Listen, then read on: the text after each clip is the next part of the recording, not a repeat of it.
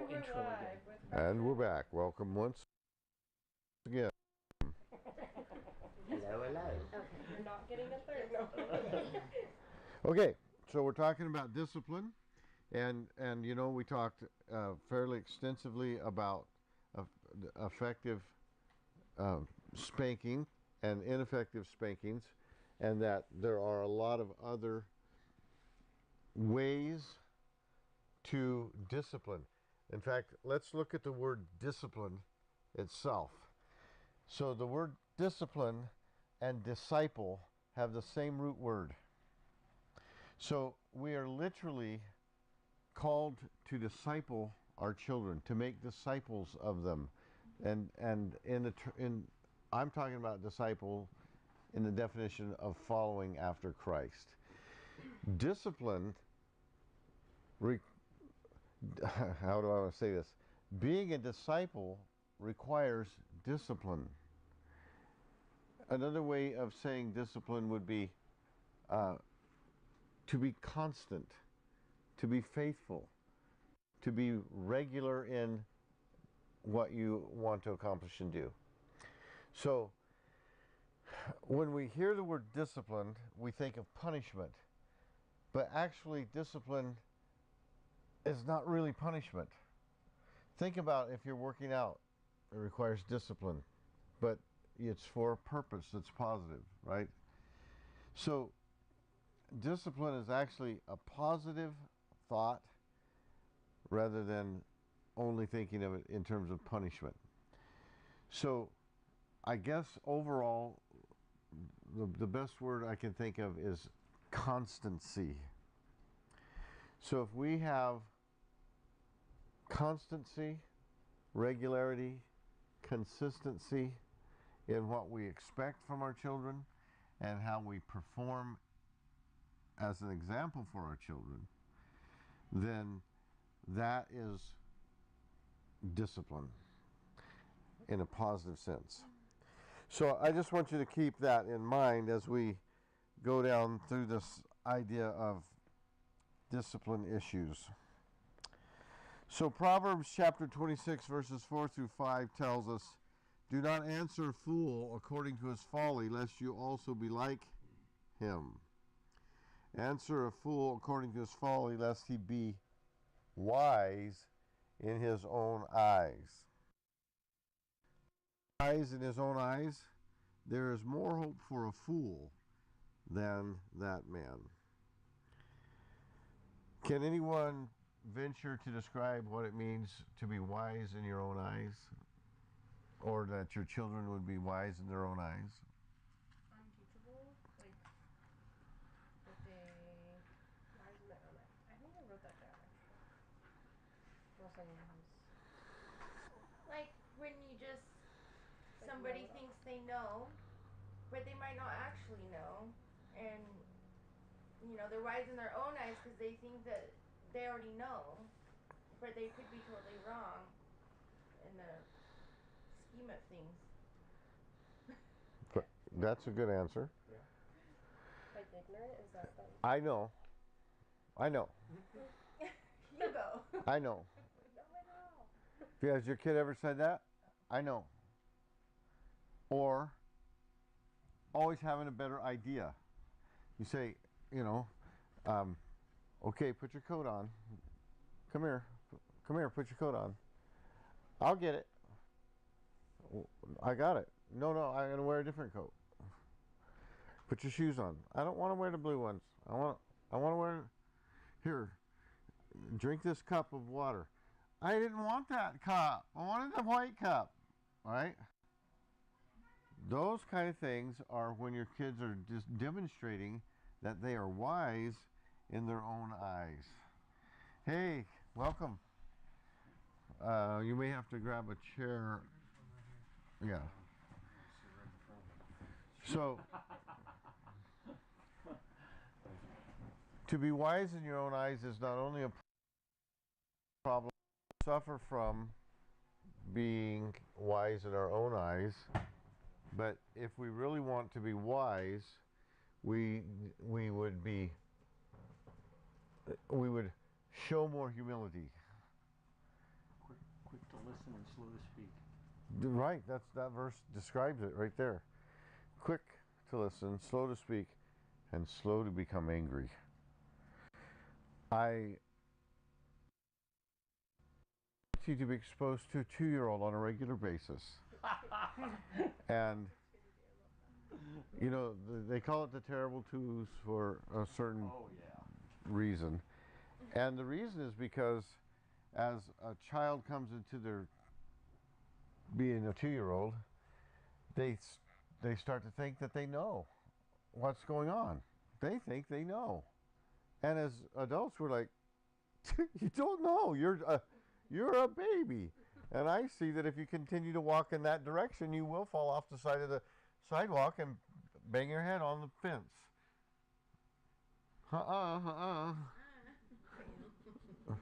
Right? You know what I'm talking about. So, the cure for that is to teach our children to make sure that they have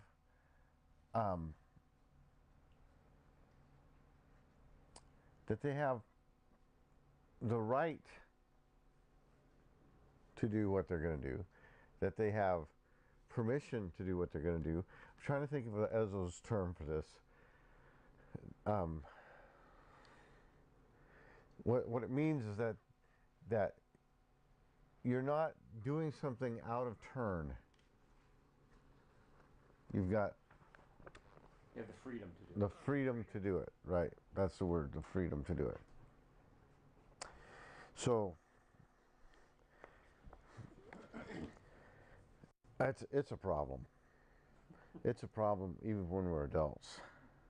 You know, it was a problem for me this morning, actually, because I got up and I thought, it's still dark outside, and it's turkey season. They're still in the trees. I should go out and see if I can shoot a turkey. The problem is, where I know the turkeys are, is property I don't have permission to hunt on. I did not shoot a turkey. I was going to say, you're live streaming. Ixnay the admitsay. Yeah. Game The warden. cameras So, but here's how badly I was affected by it. I actually went upstairs and thought, well, you know, if you just use your bow, then there will be no shot to be heard. You're scheming. Well done. That's pretty Team good. up. Yeah. Is it in our backyard? So I'm upstairs in my shop and I'm like looking at my bows, and fortunately, I did not have a bow that was ready to be shot. There was something like one had the arrow rest was missing, and the other one the little peep sight was gone out of the string, and so God had other plans. I finally had to just be like, rejoice in the Lord always, and again I say rejoice. The Lord hath spared thee of thine own stupidity. And then he looked on the shelf and saw the chloroform. I can only get close enough. And I saw my pellet gun and thought, that's a possibility. Anyway, what I'm saying is that having the freedom, knowing that what you're doing is okay, because there's no other reason that is saying it's not okay, is really important. And if our children learn to walk in that freedom and to not be wise in their own eyes, think how much easier it is when they're 60.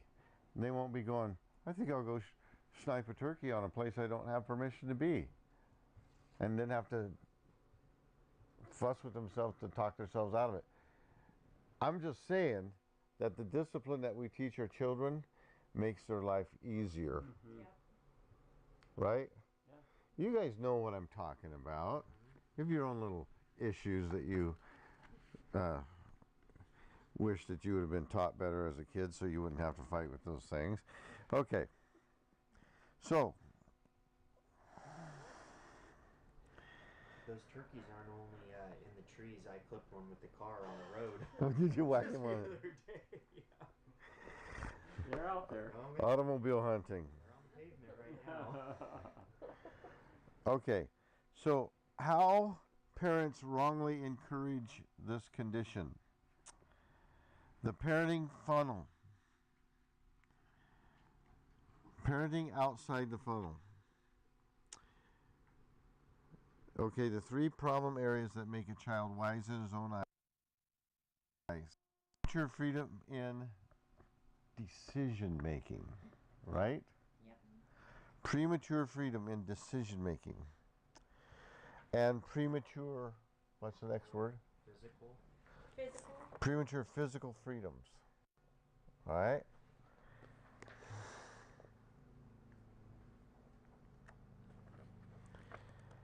And premature, what's the third one? Verbal. Verbal freedoms. Okay. So in what way do we let our kids make decisions prematurely? By like choosing like the cups that they want, right? Is that Yeah. Because it's just like one little thing, and then it's like that builds up, right? And then it's all of a sudden, or at least that's what this was talking about, where it was like, oh, I'm gonna sit over here, and then I'm actually gonna drink this cup, and then by the end of it, Mom was like, no, and he was like, well, it doesn't matter, I've been doing it this whole time. Like, Right. So we're actually teaching our children by giving them opportunity to make decisions that they don't need to be making yet. They're 2, or they're 1, or they're, even if they're 3, 4, or 5, there's a lot of decisions they don't need to make. And I see it in things like this. Oh, I think Daddy's going to be home in a few minutes. Should we go now? Are you ready to go?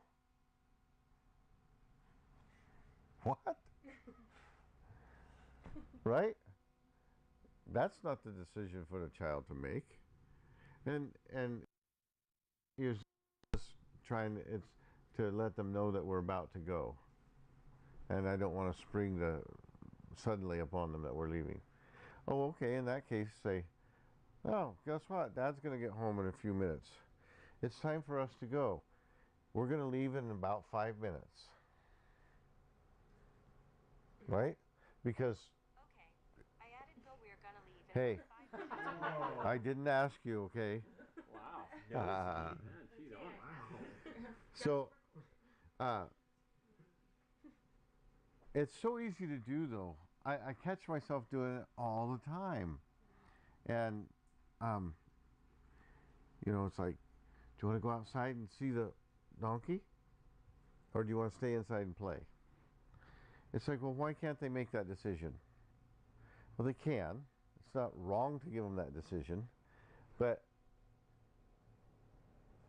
on the other hand, if I'm giving them decisions all along, and then all of a sudden I make a decision and expect them to do it, why wouldn't they expect that they could have an alternative idea when they're 2?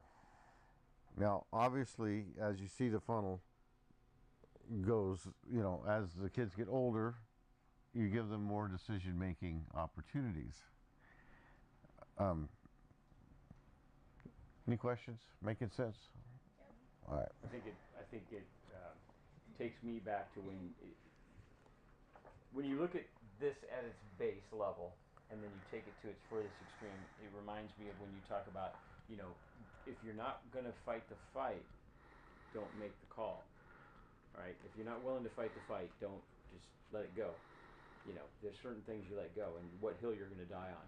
I think when you start out that way, because I'm watching, I have children that have little ones at this age, and there's a lot of choices being given, and I sit back and chuckle because you're setting the groundwork for a battle down the road, and it's Exactly. yeah, and it's so if you don't want to fight that fight, Yeah. Spray the weeds while they're little. Okay. So, in what ways do we give our children premature? What's the second one? Physical freedoms. Yeah, physical. Yeah. And verbal. Oh, yeah. So it's physical and then verbal. Yeah. So, in what ways might you give an example of giving the kid too much physical freedom. Say when they are 2, or say when they are 5. I want to hear what this funnel looks like. So talk to me about a 2-year-old. In what way would you give a 2-year-old too much physical freedom? Physical, like as in like them going outside or something like that? Yes. Or as in standing up in their chair at the table. At the table. Or like whether they're going to sit in front of the TV and eat or sit up at the table and eat. Yes. And then they're always thinking, well, why can't I just sit in my chair and eat and watch my movie, you know? Right. Or even like if some kids, they get to watch a show when they're eating, like on the phone, they're expecting that they get to watch a show while they eat. Right. That can get super frustrating. Speaking from experience. Okay. So a physical freedom at 3, like letting them go outside by themselves. If they're 12, that's okay. You can let them go out by themselves. But if they're 3, it's dangerous. But I know a 2-year-old the other day who came out. I was outside and all of a sudden I see her out there. And I'm like, I just bet bucks to Betsy her mom don't know she's out here. So I made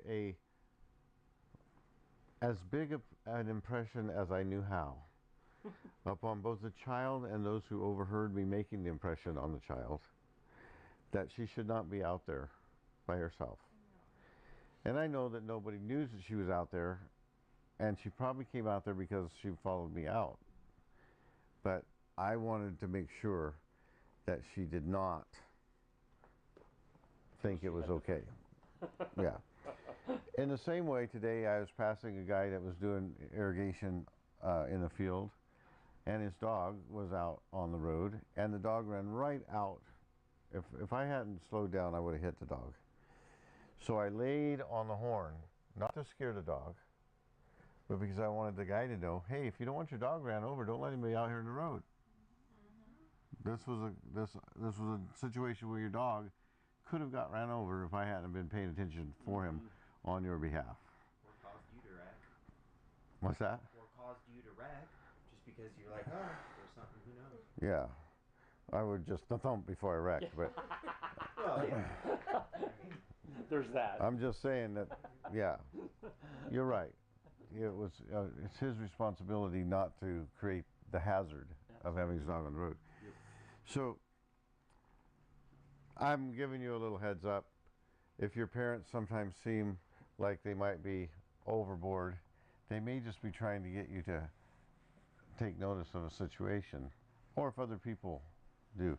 And sometimes people have no business getting after your kids, but sometimes they do, and you just want to kick them in the posterior, cause them to flatulate through their scapulas. But that creates a mental picture. That sounds rough.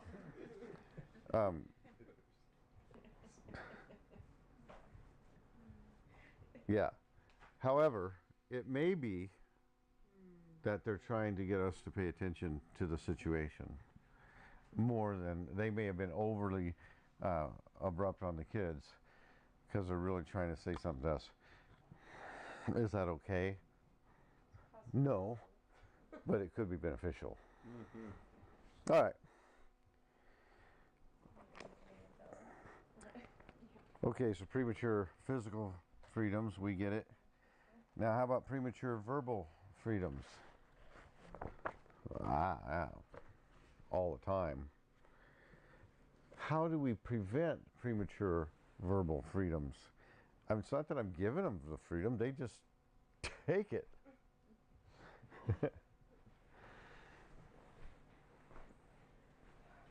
What do you think? Asking permission. Everybody kids in with the older ones, making sure you're asking permission to go out, as opposed to just, I'm gonna go do this, see you later. No, where are you gonna be with, who are you gonna play with, what's the deal, what, doing your homework, so always asking. That's a good one, Sam. So, making the child couch what they're saying in a form of a request rather than in the form of, for your information, Dad, I'm. It's like, no, you don't tell me, you ask me. That's a really great point. And establishing that in the little things so that they think to ask for the big things. Like in your example, I'm sure she didn't ask to follow you out, but if she had the practice of like, well, I gotta ask for every single thing that I do, then maybe she would have thought, well, I should ask before I follow. Exactly. That's why it's taking a freedom that is not theirs to take. Because had they asked, then if they had permission, then it's a freedom they could do. If I have permission, I can shoot turkeys on that ground. But if you don't have permission, you don't got permission. And that's just a really powerful lesson for us to teach our kids when they're young. So, yeah. Okay. Understanding the problem. Premature freedom in decision making. The problem is not giving your children choices, but giving your children too many choices before the establishment of the moral conscience, which is necessary to monitor and regulate decision making process. Oh, that is just really smart. Let me see if I can say it in a more smarter voice. The problem is not giving your children choices, but giving your children too many choices before the establishment of the moral conscience, which is necessary to monitor and regulate the decision-making process. I like it. Now I understand it. Yeah, just need to be read in a different voice. Okay, in the common vernacular, what are we trying to say? Or in other words,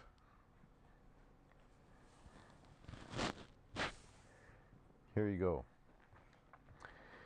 Before your child can make the proper decision, the moral warehouse has to be filled with moral goods, so that when they come to the counter and they need to make a decision and they ask the little robot to go get a moral reason why that they can apply to the situation, the little robot can right back there and find the right moral platitude necessary for the situation. That didn't really sound very vernacularly simple. Somebody else try. Like if Georgia, was it Georgia? Or Ivy, if she would have known why not to go out the door, to go outside because it's dangerous, there's a pond and all of those things, then maybe instead of following you out or going out the door without permission, she would have thought, these are the get permission first and ask if I can go out. Or if adult would go out with, because they gotta have the right choices, the morally fits each problem along the way. Not just that, but obviously all the other things that. And inside the little moral warehouse, there should be on one of the shelves this question: do I have the freedom to make this decision, or do I need to seek further permission or information or advice? That has to be on the shelf somewhere too. Right? Yeah. Okay. How would you describe it?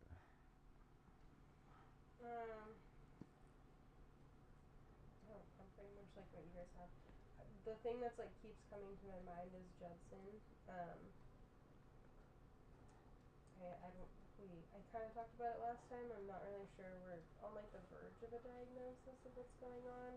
but it's really hard because he like understands cars are like could hit you and it would be bad.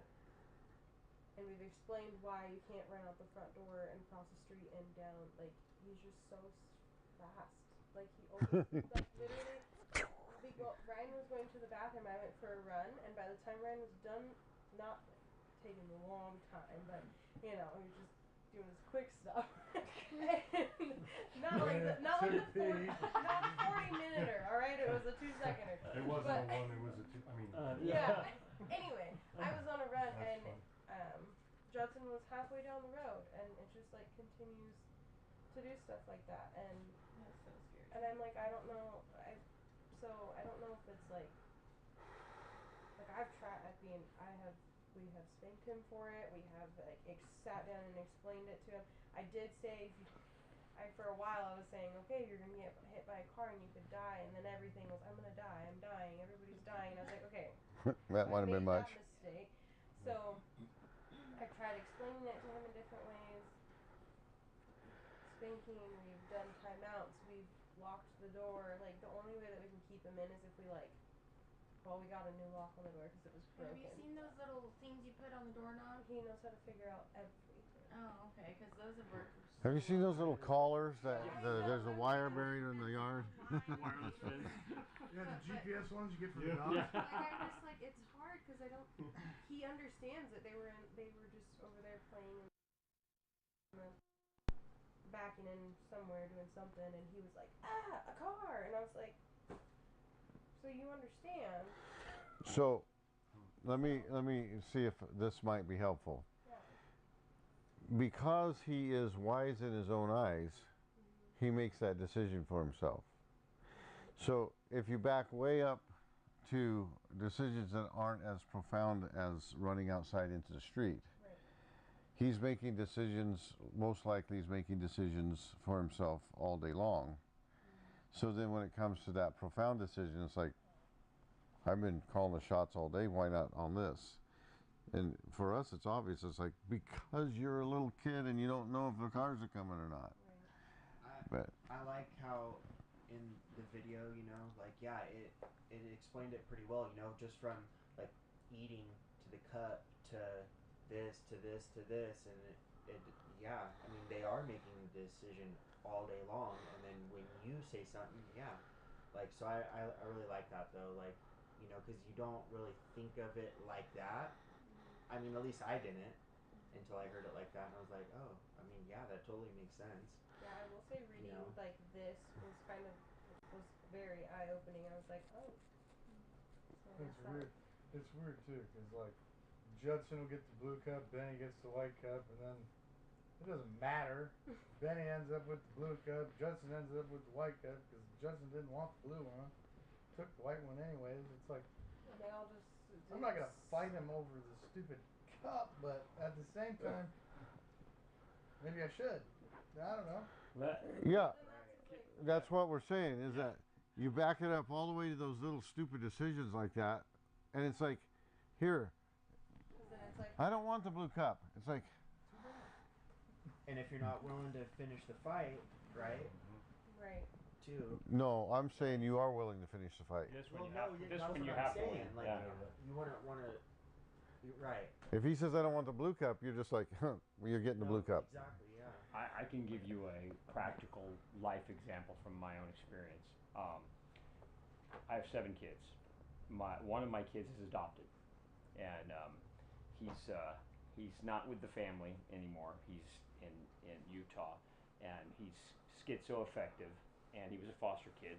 We were foster parents for about 3 years back in California, and he came to us when he was 8, and he came into a situation where he was living in a group home to our home, and he started at 8. You should be able to make decisions because you're 8. You know, there's certain things you can decide. Well, quick, he had too many choices. So we one pair of pants, a pillow, a blanket, and a square where his shoes went of tape on the ground, and we literally had to back him to that point. Now he had other issues too, but we literally had to take away every other choice that he had. You're wearing those jeans, you're wearing that shirt, and those are the shoes you're wearing to school today.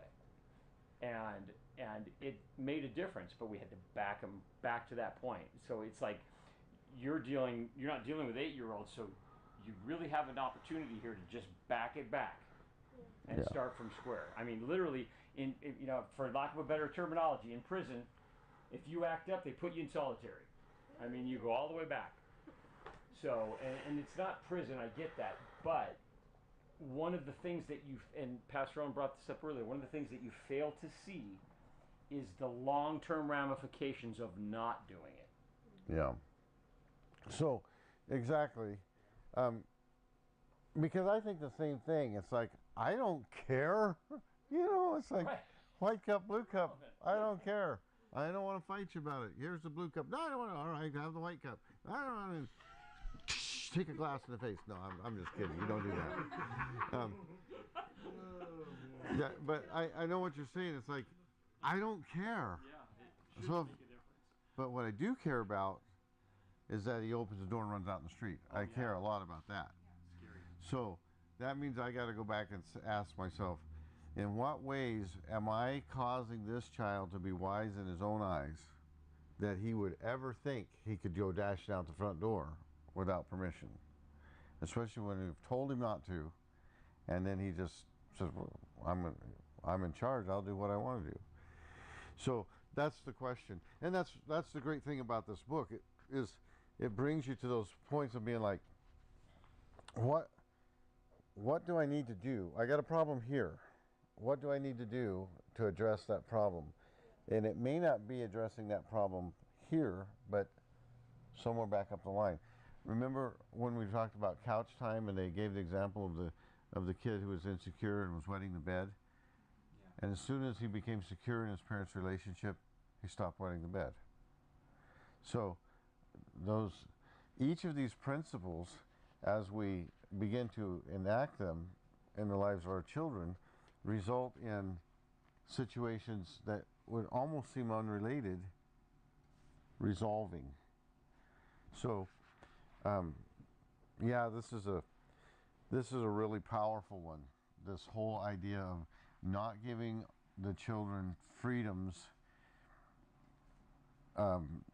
too prematurely. So then here's the question. Then how do I know when it's okay to give my kid freedoms? So they gave that answer in the lesson. Anybody want to venture? Not having choices. When they're Sorry, go ahead. no, Go. You're good.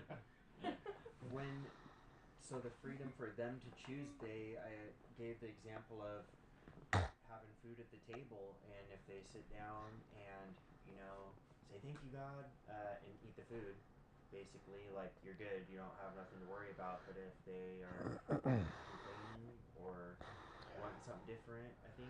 So when they're characterized by obedience,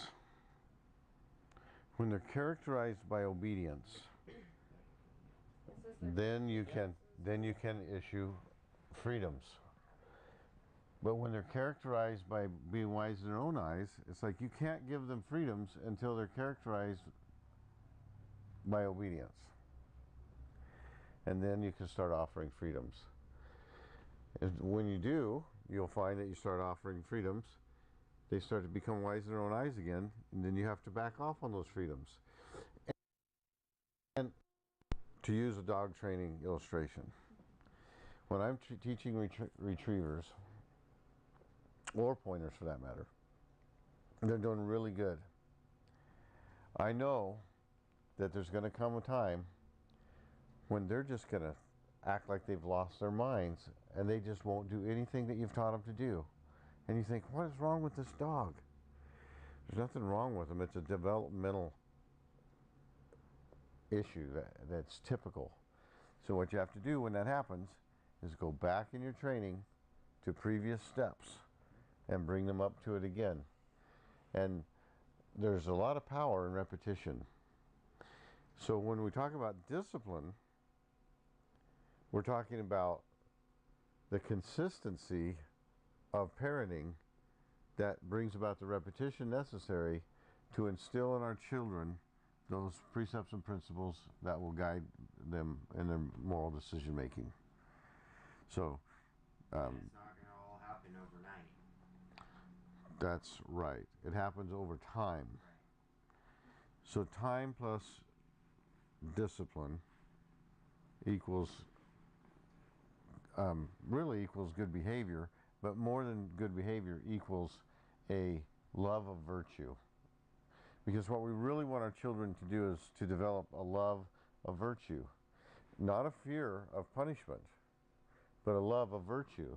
So that's why this chapter is so powerfully important, because to operate out of a love of virtue is such an easier life, way easier.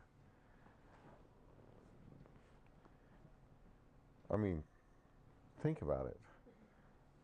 Even in our own lives, some of us are, we took the little survey and we're driven by fear of punishment.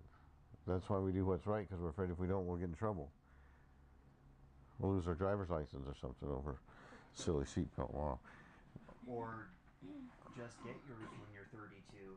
I mean, wait, what? Yeah. Did I say that? So, what's wrong with loving virtue and just being like, it may not be the state's right to tell me that I have to wear a seatbelt for my own safety, but on the other hand, it is a great idea, and why would I buck that? What an easier way to live. Then you've seen it. Guys will drive down the road holding their seatbelt over their shoulder so that they won't get in trouble for not having it on. You've seen it. You've seen it. You've done it. I only do it when I pass a cop, and then it's gone again. Yeah, I'll be like, there's a cop, and he's like, alright. I know. I've done it. Just get a shirt with the paint mark on it. That's why I moved to black shirts, because it's harder to see. Yeah. Camo, dude. Oh, brother. In Idaho, it's only a $5 ticket. And it's a secondary offense, so they can't pull you over for it.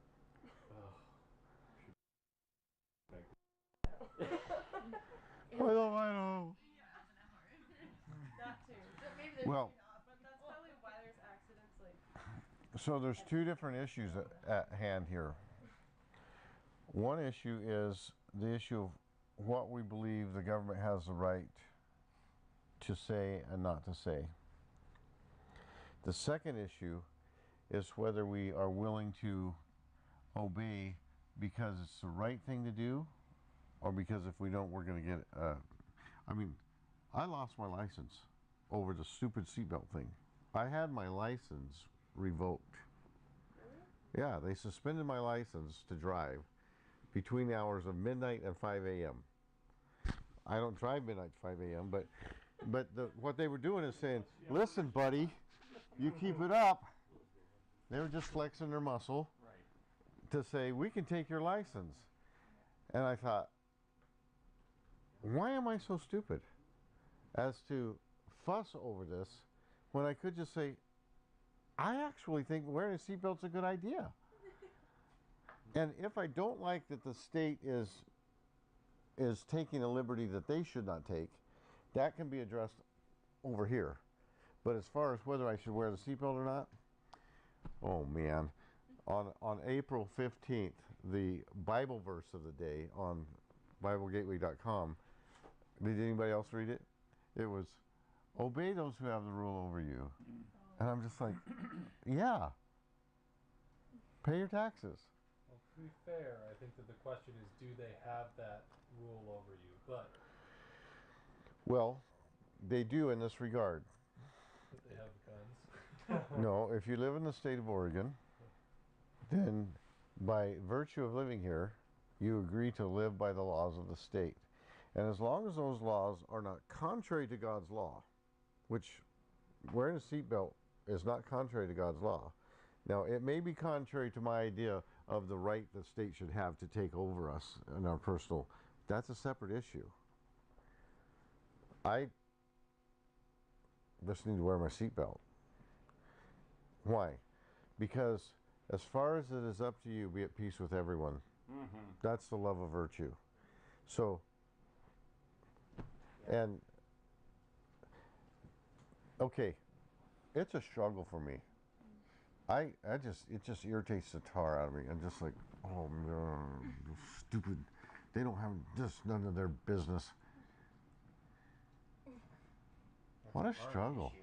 That's a hard issue. That's a hard issue. You need a humble. Okay, so I think, wouldn't my life be easier if, in fact, I loved virtue to the degree that I was just like, you know what?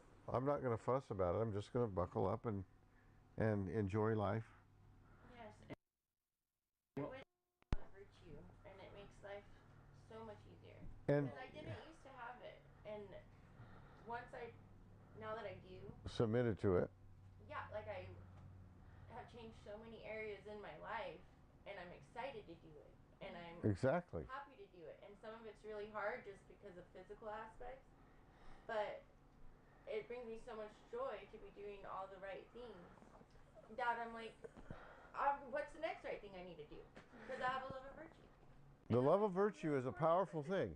And I can concur with that, because when I get up in the morning and say, today I'm because I love to do what's right, then I just click it regardless of the ticket.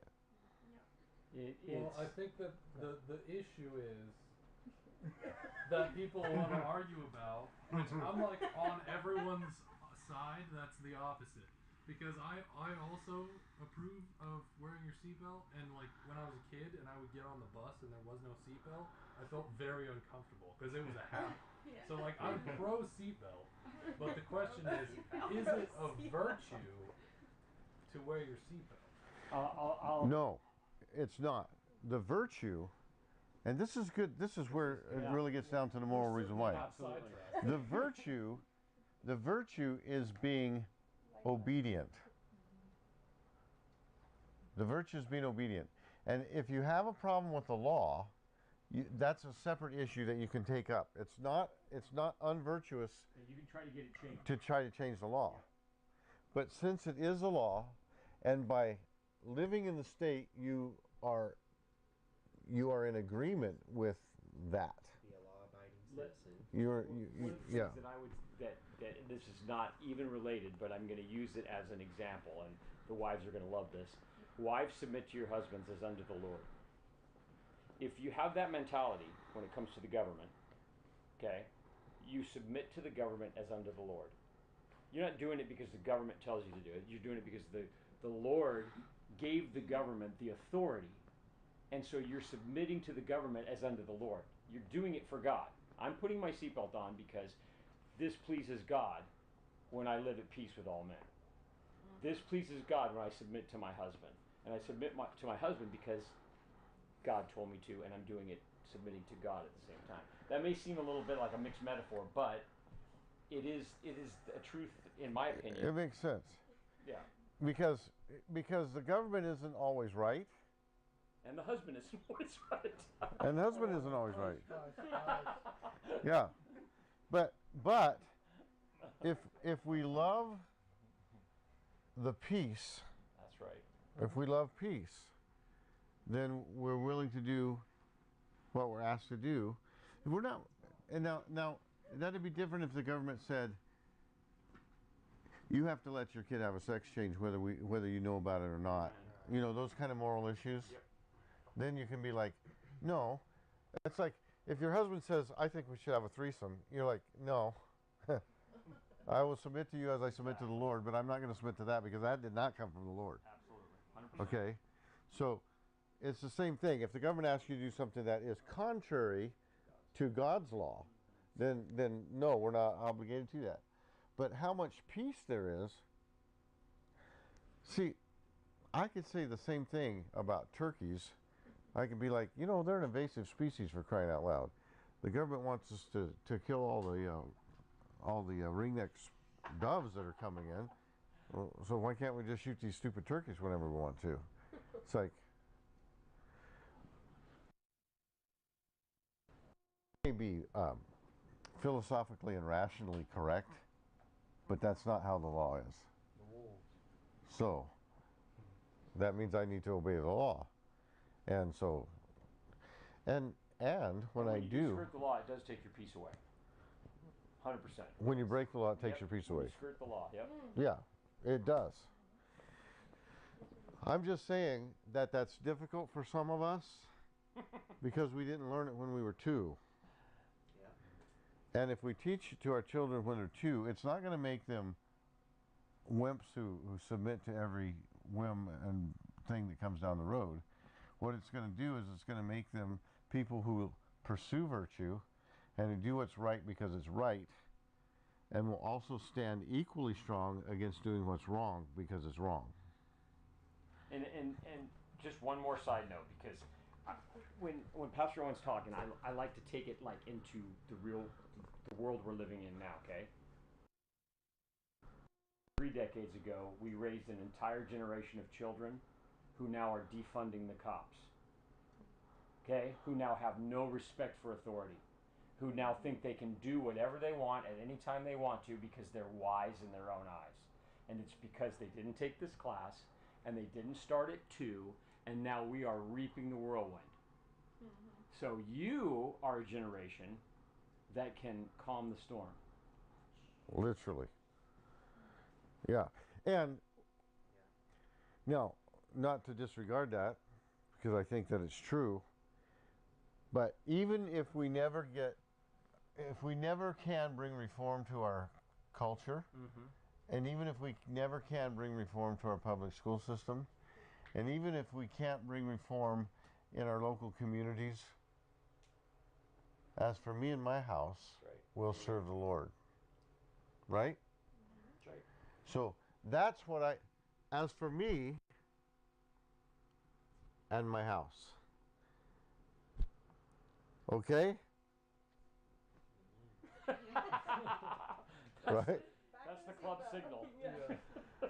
So it's like, man, there were 4 geese that flew over today.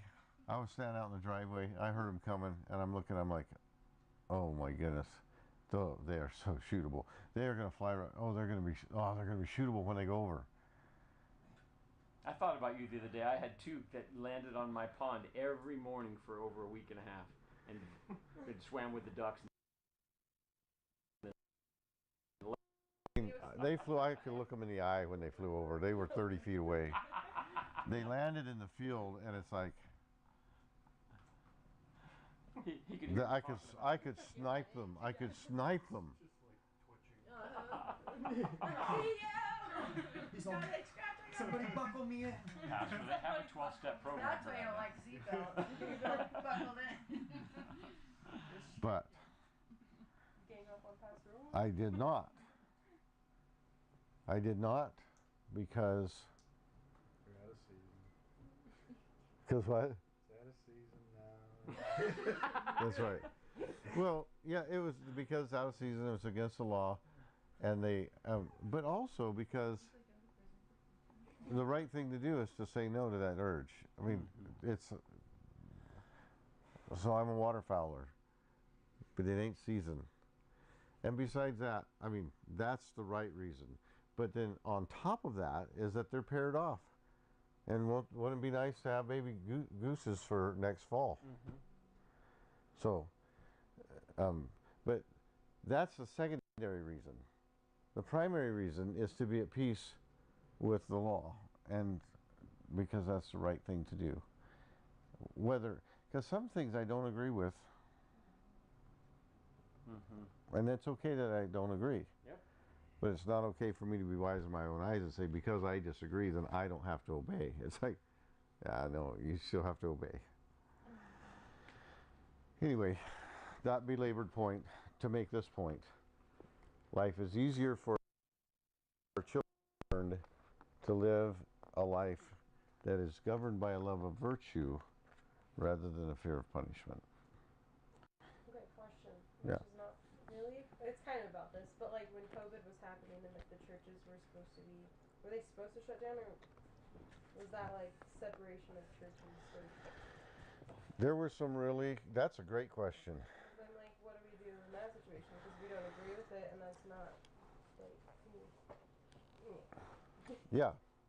So what I did was called our sheriff, because I believe that the sheriff is the number one authority in your county.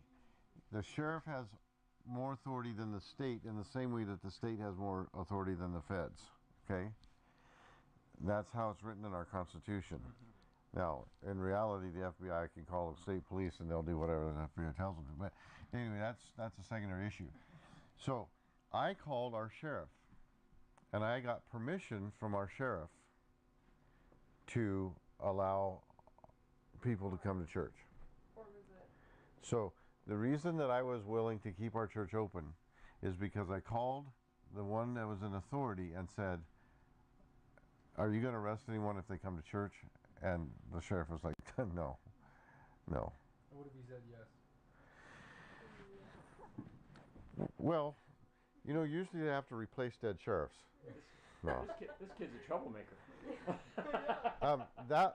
Okay, what if he had said yes?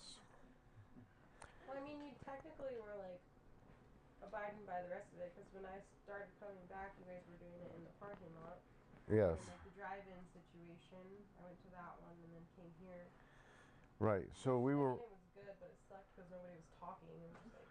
We were working hard to work within the confines of those mandates, but when I had permission from our sheriff, then I felt at liberty to go ahead and allow people to meet. There was a great controversy between those who felt like that was okay and those who felt like that we were being civilly disobedient. And then the next question was to mask or not to mask. And so there was a lot of controversy between those who wanted everyone to mask and those who were like, it makes no sense. And so that controversy was real. And there was a controversy between the vax and the no vaxxers. Okay? So here's what I did through that all. I said, look, we're going to provide the opportunity that if you want to attend church, you can. If you want to watch it on the broadcast, we're broadcasting for your benefit. You will have to work out your own conscience and abide by your own conscience. And so the example in Scripture has to do with eating meat offered to idols. The Scripture says, look, it's just meat, okay? Idols are nothing. But if it hurts someone's conscience, then make way for their conscience. Make room for their conscience. So when it came to masks, there was the same thing. Look, you know your own risk tolerance, and you know your own risk mitigation. And so you have to take responsibility for your own risk tolerance and your own risk mitigation. So if you feel like you're going to be safer if you wear a mask, then wear a mask. But if someone else doesn't feel like it makes them safer to wear a mask, then don't insist that they wear a mask. And if you feel like they're not wearing a mask makes you unsafe, we broadcast. So you can watch it at home and be safe. And then the same thing for the vax. The vax thing. There were those who thought it was the mark of the beast, and if anyone takes the vaccine, then they've received the mark of the beast, and they're damned to hell, and that I should be preaching that, or else I'm allowing people to unintentionally take the mark of the beast. I was like, you know what? That's not true. I'm not going to preach that. There were some who departed from the fellowship over some of these issues. But amazingly, there were more who joined us because of the balance in it all. So then, overarching all of that is the law of love that says, beloved, let us love one another. And love covers a multitude of sin. So, these things are true in our child rearing as well. how one family works it out in their home is going to look different than how another family works it out in their home. And though I sit in kind of this position of parent police, I understand that it's going to look different in every home. And my job is to help whoever says, what can I do about this? What can I do about that? But it's not our job. You know, once we take the class,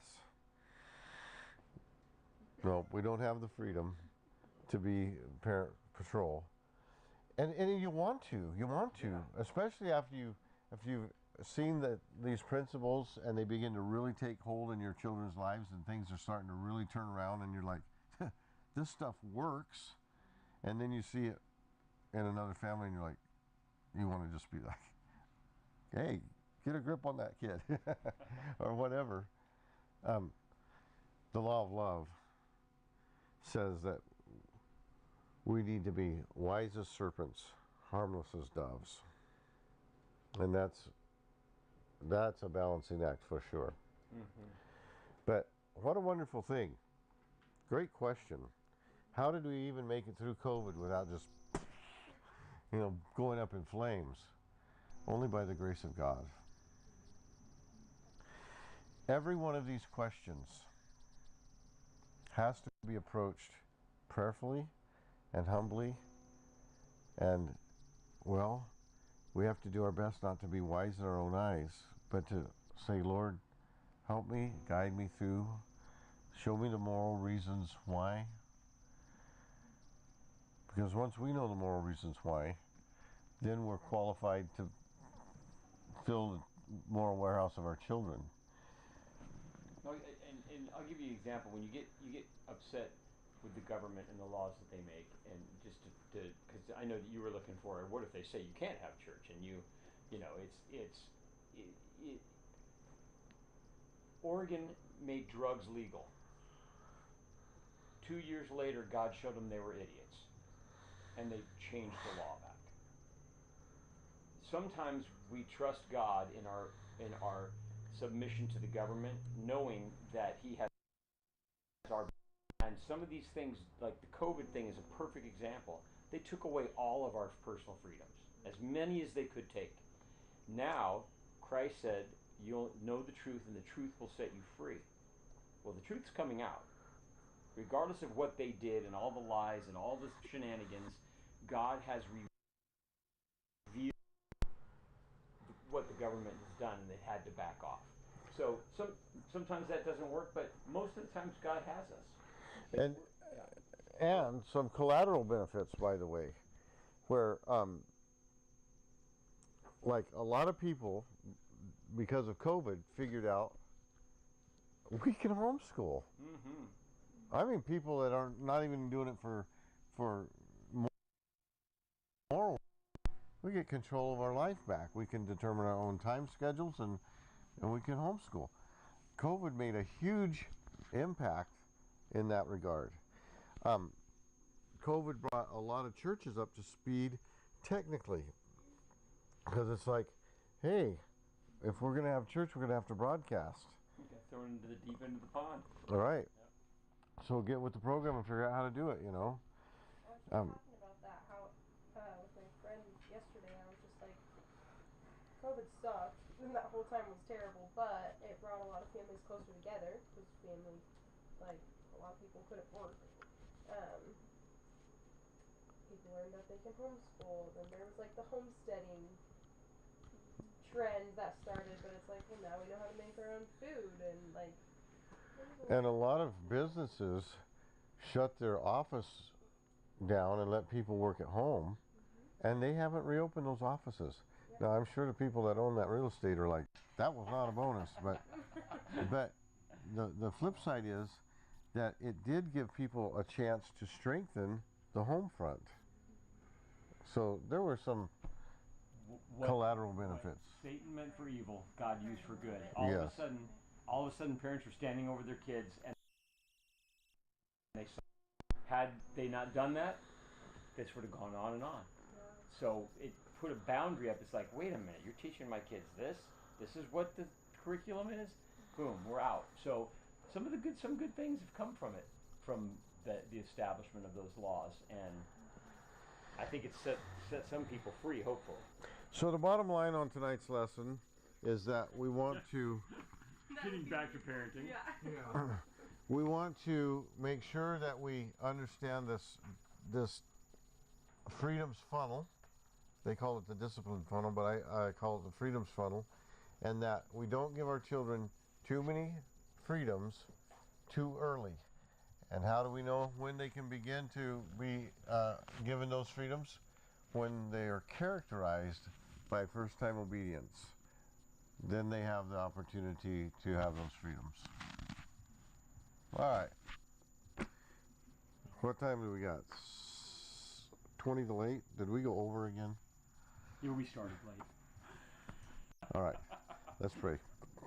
Thank you, Lord, for causing us to think about these very serious things. And we pray, God, that you would help us to raise our children in a way that their life would be easier than ours because of their obedience to you. And so we thank you, Lord, that you have given us your word to lead us and guide us. Lead these parents and guide them, I pray. In Jesus' name, amen. Alright. You want a super nanny for us? Just like come in and tell me. What was her name? Joe? Yeah. Joe something. Yeah. Just come over and be like, guide me. You can do it. Yeah, I'm not joking. I'm being like serious. Well, you will get through it. But yes, you can call me if you want to. You know, Morgan has called me on a number of occasions and said, Dad, what's the deal with this, you know? And most of the time she knows, and I just need to encourage her. But yeah, it's for you that have kids that are a little older, there's a little bit of going back to step one, you know, that has to take place. And I know that if, as parents, you get a good grip on this information and a good understanding, that it will make a difference in your children. So I want to encourage you that you'll get through it. You will. You'll figure it out. It's interesting because I used to like do the, you know, what color cup do you want? Just because I was like thinking that's fun for him to pick what color he wants, you know, like not even thinking how detrimental it's actually going to be. Like, so once, and Spencer kind of pointed it out to me too, you know, like a while back, like, shouldn't give him choices. And I'm like, well, you know, but then, Thank you. yeah. And then I'm like, okay, you know what, that's true, you know, and so then I just started, no, this is the cup you're going to have. And at first he was really like, but I want that color. And I'm like, yeah, but we're not doing that anymore. You're going to have this one. There's a new sheriff in I town. was just like, well, he's a kid. It'd be fun to pick what color he likes, I you did know. start seeing it get a little overboard, and it's like, dude, no. Like, Yeah. this is And a lot of it is just retraining our own way of, like, trying to train ourselves. Earlier we had the chapter that said, couch your words in positive ways instead of negative ways. And it's just the way we ourselves grew up. honestly, it's easy for the children. The hard part is for us. The retraining of us is what this book is about. I don't know. It's kinda like- I was like, because after reading this, I was like, oh, okay. I started noticing a lot of the things that I was like, okay, sure, just whatever. It's easier, just blah. So today I was like, I'm just gonna like really like crack down, kind of see what happens. I'm gonna do it again tomorrow, but I am so tired. I'm so tired. I'm so exhausted. I am, because it was just like, okay, I'm saying no, and then I was like, well, I said no. Let my no be no. Or, let my yes be yes, my no be no. And I'm like, dang it, I gotta do that all day. You gotta follow the It's It is super hard. It's this. Her wording in the end. The world must stop turning until they do what we ask them to do. That's right. And at first, it seems like the world is not ever going to get to turn again. No, it's Yeah. not. It's like the Especially axle when you burned have out. a 2-year-old, like It's about to jump about off a the week stairs. that Well, this they're one's gonna like turn. banging his head into a wall or something. But oftentimes, I'll give you this. Oftentimes, this is works really well.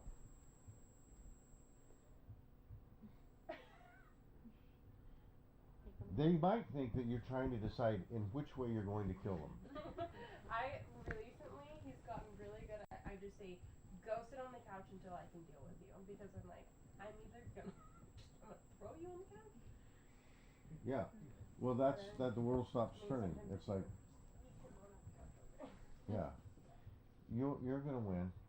And every time that you get into with your kid where it's like, and then they do what you say, it's like, And you'll wake up one day, and you'll go through the whole day, and you'll go, Huh. wait a minute. he did what I told him. He's What I told doing him. everything I told him to do. I haven't had to fight him once today. What was so hard was like, I have been on him for every little thing. We gotta get going. Yeah. Yeah, our kids are at home. Thank you guys. Bye. Take care, you guys. Oh, they're back now. Have courage. They are good. I was gonna say, tell them I said hi. Oh, yeah. And here's the thing. And just say how many times I'm supposed to do. There, if maybe this class sets the bar here, Yeah, and we only get to here, but that's better than here, right? I had to take this class a half a dozen times before I could even remember what it was teaching. It was like Yeah, an I'll have over. to take it like 3 times before I like. I mean, I like get a basis on it. Taylor, man, she'll understand this like way more times. He gets mad because I read so many books, but I'm like, She's he's a like, reader. stop. I'm the Yeah, I know. opposite. He's like, stop I'm with like the facts, and I'm like a storybook kind of person. Like listen to it, but I'm like, I will read 25 chapters in one day if I can just figure out what's going on. Well, everybody has different ways of learning and different retention rates, but I'm kind of slow. I have to study hard. But once I get it, Okay, but he is bulldog. like so fast. Like I can like read him a chapter and he's not even awake, and then he can like recite it to me, and I'm like, you don't even know. Hello. What? You went potty? Oh, you need a full body. there's a bathroom right here, Taylor, right around the corner. Jesse, up to the First door on the left, down the hall. come here. He's like, I gotta go. Show me, Ma. Show me the way. No, and he just got a belt today, so he doesn't know how to undo his belt yet. Oh, no. Hey, put a belt on the front door. Now, Problem solved, buddy. For a little while. When I was younger, I mean, and it still happens now, but it was especially bad when I was younger when your hands get cold and they just don't work anymore. And I'm trying to go to the bathroom and it's like emergency and I can't get them off because my hands just won't do it anymore. Oh man. There's nothing like cold hand syndrome. Yeah. Good night, all. To say nothing of the shortages it causes. yeah, 6 inches of clothes.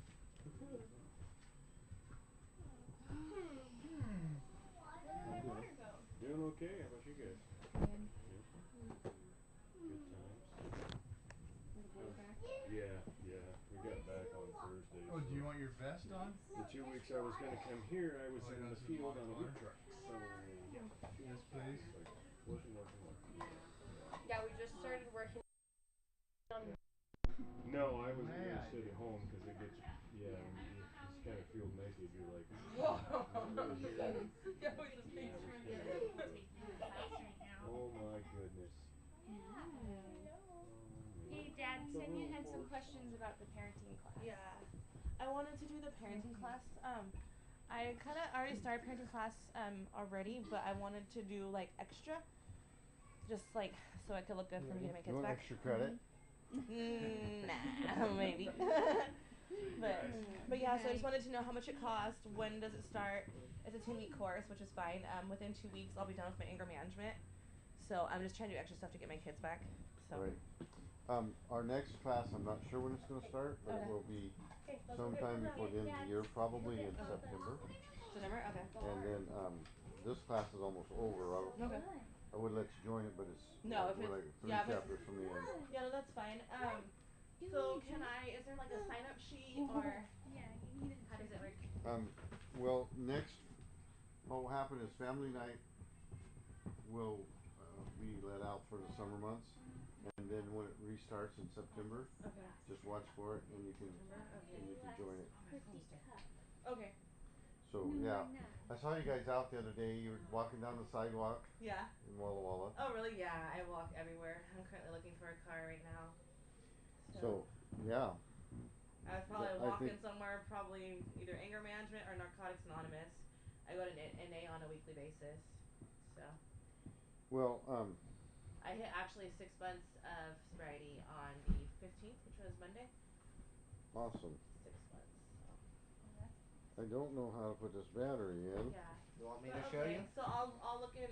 You said September. I'll try to remember September. Parenting classes.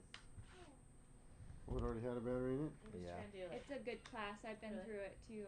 Okay. Yeah. Yeah, see I've done parenting You want classes, it I've on, done or? DV, I'm doing anger management right now. I'm almost done with that, and I just trying to like keep myself busy kind of. Which Plus one? it's just Yeah. stuff that's gonna help me My get my phone. kids back, so might as Oh well. yeah.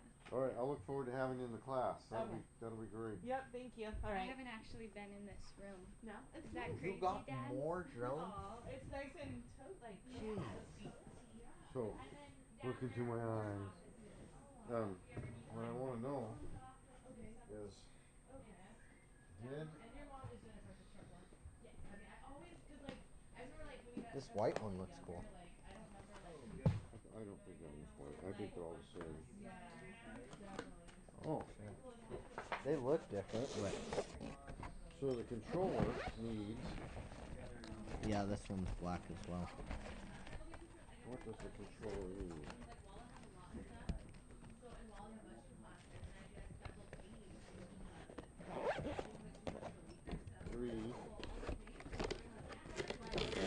Three AA batteries, which I have right here. I let my buddy drive the one you gave me. He's Yeah. usually really good with drones, but he blew it up and he was doing good, and then he ran it into side of a building and it just completely like obliterated it. So The life of a drone is short and glorious. Okay. I was using it pretty good. They worked pretty good for me. There. There. And now It'll take a restart. while to get them in there if I keep dropping it. And there.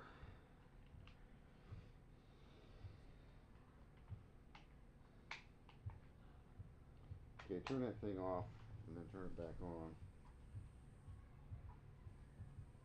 Is that remote on?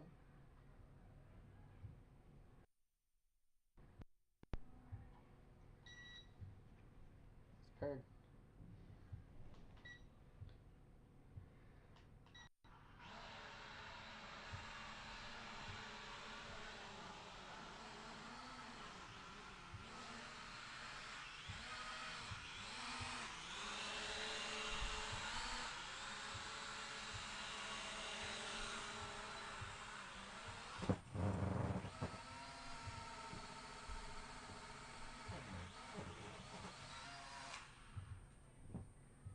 Okay.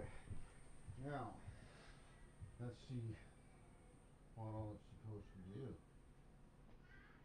Was that battery charged or?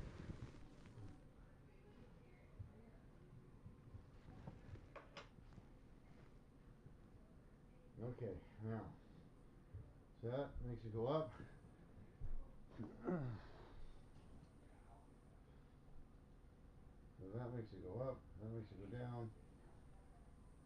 Oh, and this is how you tweak it. Okay. Battery's dead. Battery's dead? Yeah. Yeah, let's swap it out with this one and see if that helps.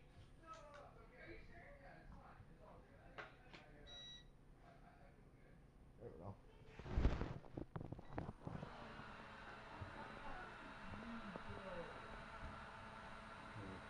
I'd say that's hovering pretty good. Yeah, it is. Now it's supposed to do hand motion. Oh, you have to have the app for that. Let's see, right. Let's see if I can try it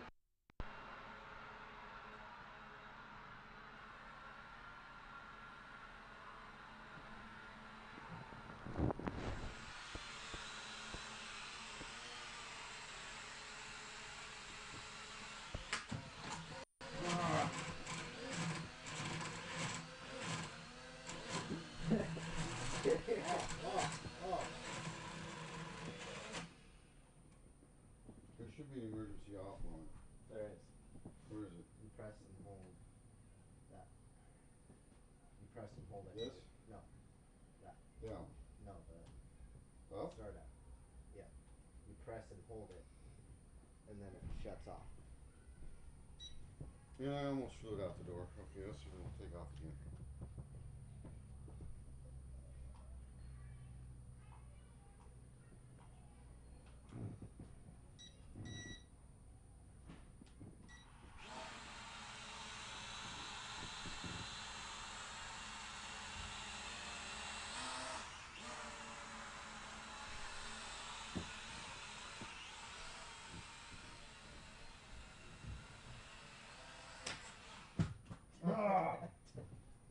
You want me to do it? Alright, you can try to find out the door. Turn it off.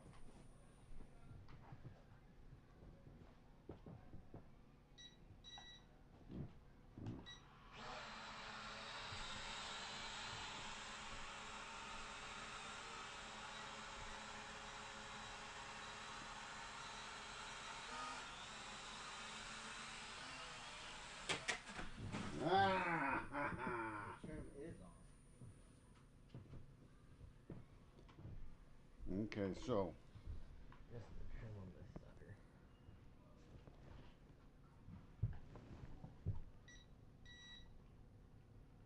So.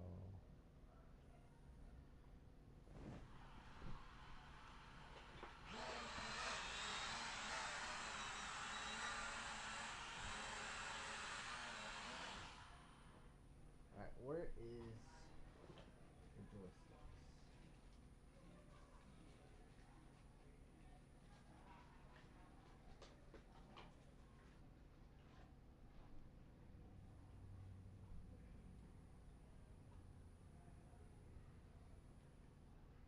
How many of these things did you buy? it's supposed to have a follow feature on it.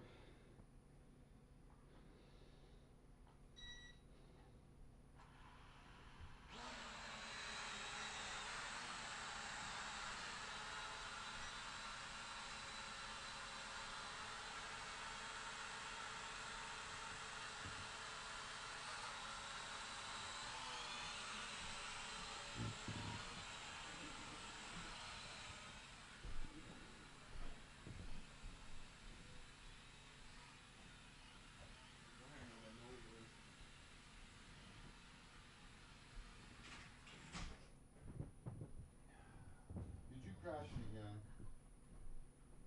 No.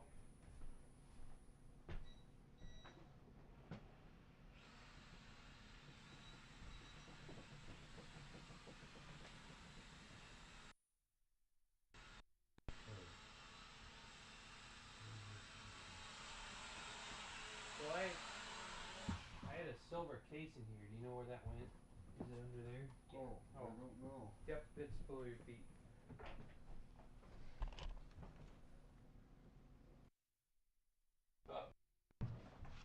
Oh, I didn't know you actually got this printed out.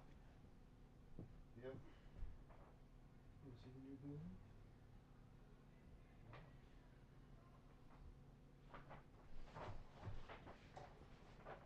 Probably hang it up someplace downstairs. How many outs does this have on it back in this back? Where do you want me to fly this thing? The battery's probably just about dead on it. I just switched it to the newer one.